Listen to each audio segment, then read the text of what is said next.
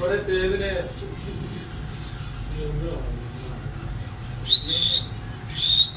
black लोग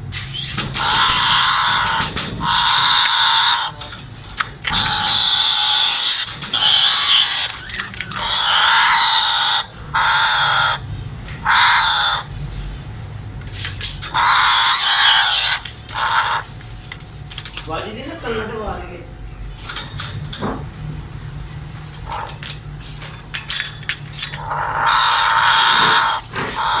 पूरी जाना याद है कितना दूर है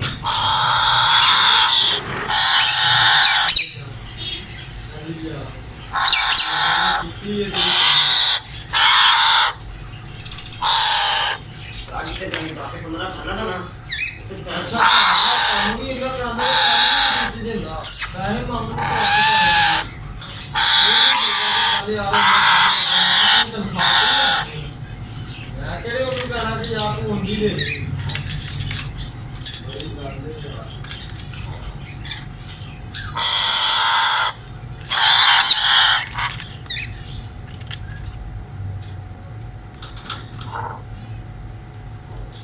ਘਰ ਜਾ ਕੇ ਰਿਪੋਰਟ ਲੈ ਲਈ